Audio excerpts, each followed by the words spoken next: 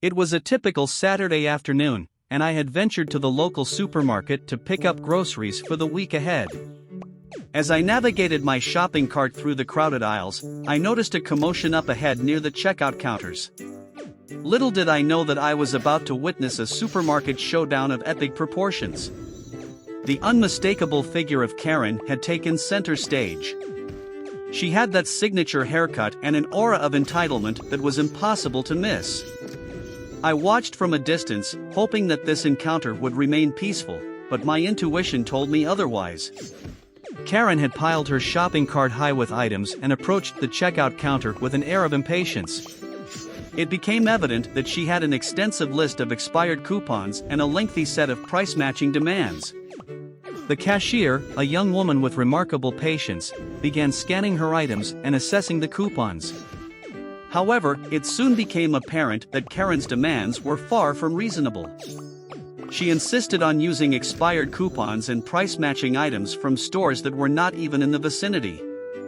The line behind her grew longer, and the tension in the supermarket checkout area thickened. The cashier, trying to maintain her composure, politely explained that store policy prevented her from accepting expired coupons and unreasonable price-matching requests. But Karen was having none of it. She raised her voice, accusing the cashier of incompetence and calling for the manager. As the manager arrived to assess the situation, Karen's voice became even more strident. She berated the staff, insisting that they were trying to cheat her out of her rightful savings. The other shoppers in line exchanged uncomfortable glances, torn between sympathy for the staff and a desire to move on with their day. I couldn't help but feel a sense of frustration at the audacity of Karen's demands and her refusal to acknowledge the store's policies. It was clear that she was determined to have her way, regardless of the inconvenience and embarrassment she was causing to everyone around her. The showdown continued for what felt like an eternity. The manager, trying to find a compromise, offered to honor some of Karen's coupons and price-matching requests, but it was never enough to satisfy her. She continued to argue vehemently, escalating the situation with each passing moment. As I finally completed my own shopping and made my way toward the exit, the standoff in the checkout area remained unresolved. The supermarket showdown had left an indelible impression on me, serving as a stark reminder of how entitlement and stubbornness could disrupt the simplest of tasks. Just as I stepped out of the store and into the parking lot, I heard a loud crash. I turned around to see that Karen's overloaded shopping cart had tipped over, spilling groceries all over the ground. Canned goods rolled in every direction, and her precious savings in the form of crumpled coupons scattered in the wind. Instant karma had struck, leaving Karen to frantically collect her scattered items while other shoppers looked on, some offering amused smirks. It was a stark reminder that sometimes, the universe has its way of restoring balance, and in this case, it had delivered a dose of humility to Karen.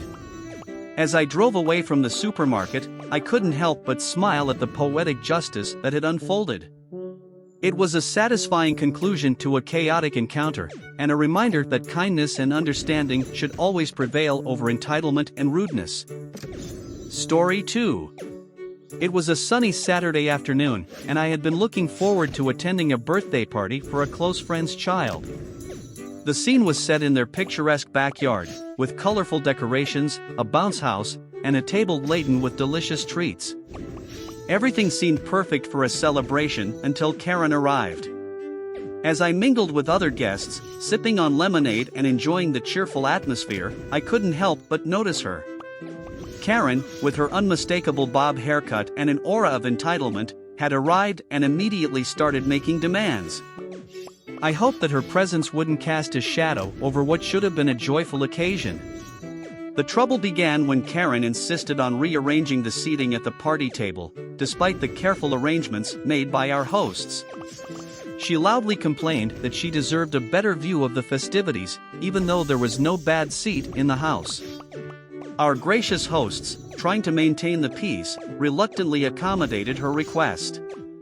As the children gathered around for the cake-cutting ceremony, it became clear that Karen had her own agenda.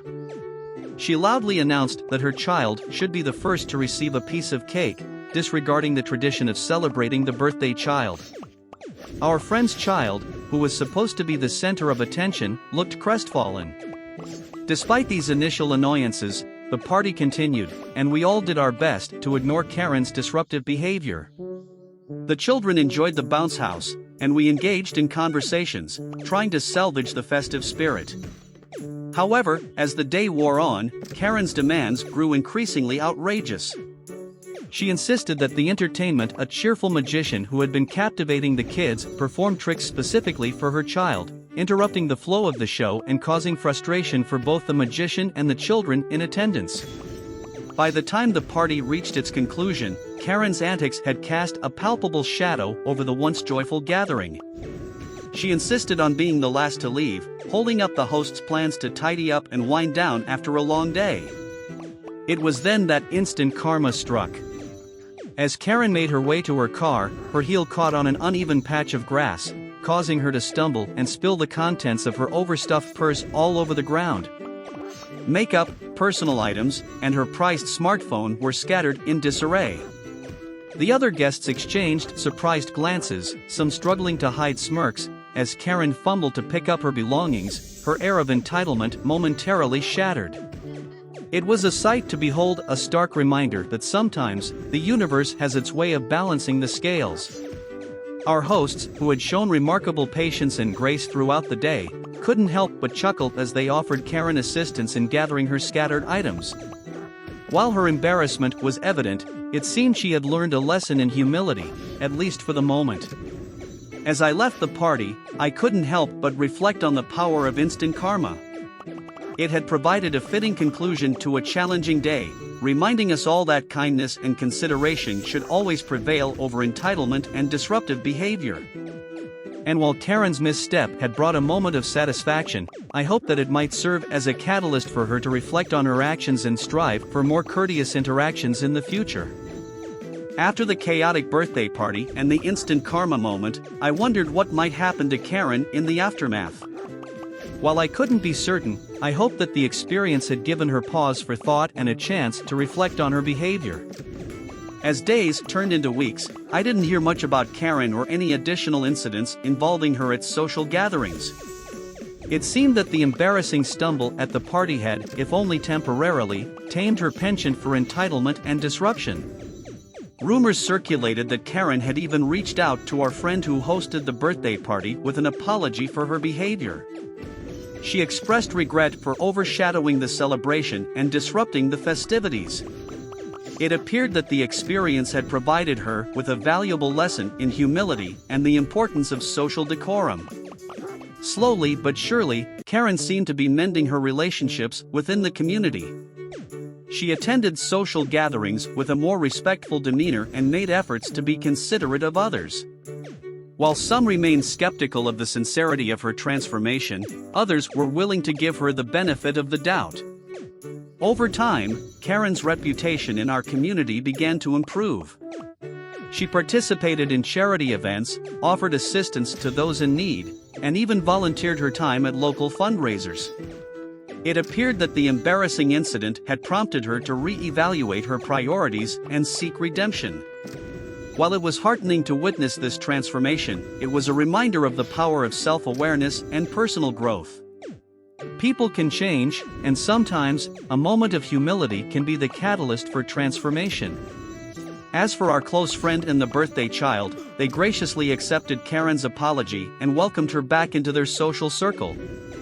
It was a testament to their forgiving nature and their belief in the potential for positive change in people. In the end, the unhappy birthday party served as a turning point for Karen, prompting her to re-evaluate her actions and strive for better interactions with those around her. It was a valuable lesson for all of us, a reminder that even the most challenging individuals can undergo personal growth and transformation when confronted with their own behavior. Story 3. I had stopped by my favorite local coffee shop, hoping to grab a quick caffeine fix before heading to work. The aroma of freshly brewed coffee wafted through the air as I joined the line, ready to place my order. Little did I know that this morning's trip would be far from routine, thanks to a certain Karen. As I waited patiently for my turn, I couldn't help but notice her, an unmistakable figure with the classic Karen haircut, standing near the front of the line. She seemed agitated from the start, tapping her foot impatiently and glancing at her watch every few seconds.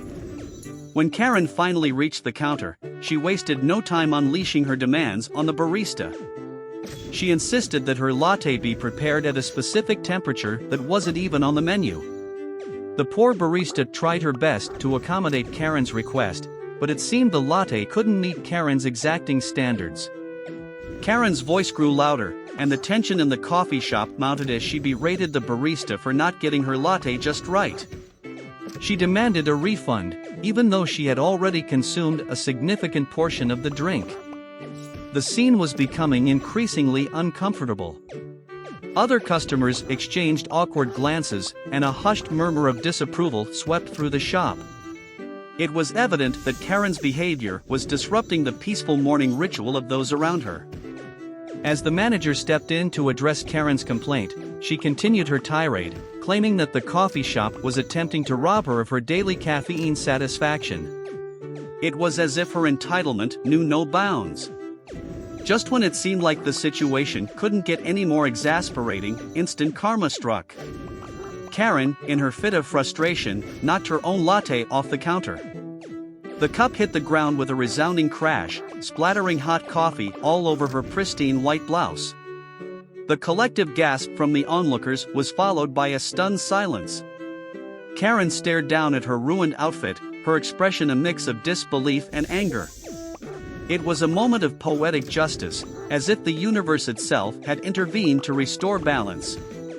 The manager, maintaining a professional demeanor, offered her a napkin and asked if she needed assistance. Karen, her pride wounded and her sense of entitlement momentarily shattered, declined the offer and stormed out of the coffee shop in a huff. As she left, the other patrons couldn't help but chuckle and shake their heads. It was a reminder that sometimes, instant karma has a way of humbling even the most demanding and entitled individuals. I finally placed my order, exchanged a knowing smile with the barista, and enjoyed my latte in peace. It was a morning I would not soon forget, a tale of entitlement and instant karma served up in a coffee cup. A few days after the incident at the coffee shop, I received an unexpected message on my favorite social media platform. It was from the barista who had been at the center of the Karen's latte meltdown. She introduced herself as Lily and expressed her gratitude for the support I had shown during the chaotic encounter. We exchanged a few messages, and it became clear that Lily had been deeply affected by the incident. She explained that she had been working at the coffee shop for several years, but dealing with entitled customers like Karen had taken a toll on her. I could sense the frustration in her words, and it struck a chord with me. It was an opportunity for us to connect over our shared experience of witnessing Karen's behavior and the challenges of working in customer service. We decided to meet up for coffee, not at her workplace, but at a nearby park.